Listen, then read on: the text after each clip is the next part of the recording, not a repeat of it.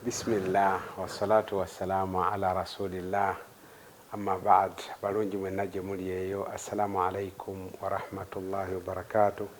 Tugenda mu maaso ne hadithi zaffe ezikwata ku kusiiba omwezi gwa Ramadan.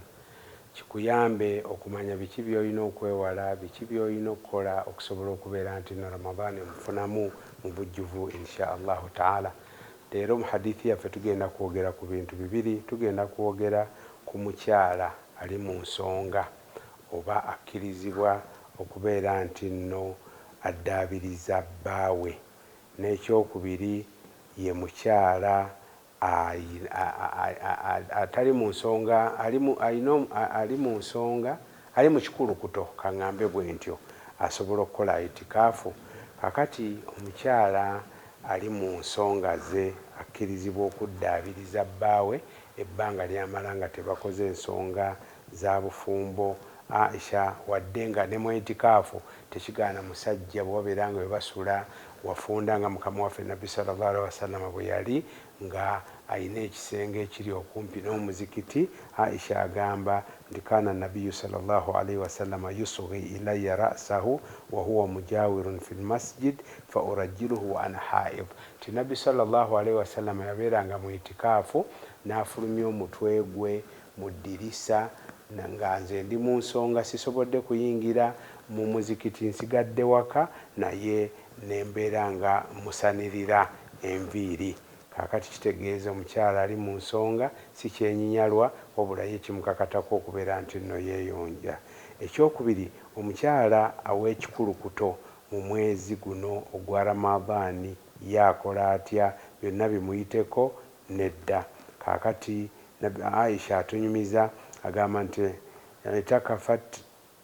takafat ma rasulillahi sallallahu alaihi wasallama imraatun min azwaji.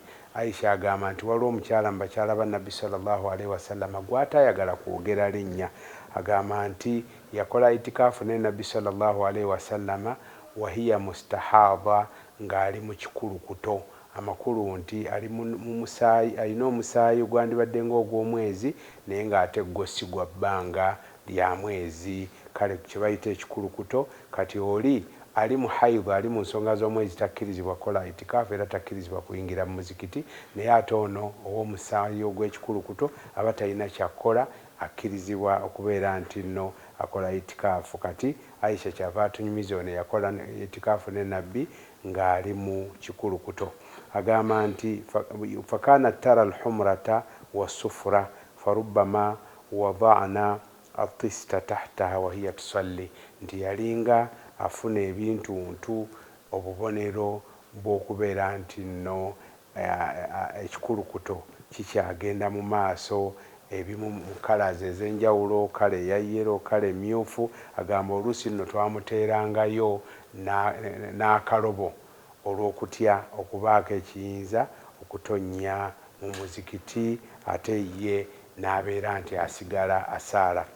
Hadithi eno mukyetuyigiriza nti omusaayi guno ogw'ekikulukuto omukyala tegugaana, gamba ogw'ensonga gugaana eswala, gugaana n'okusiiba.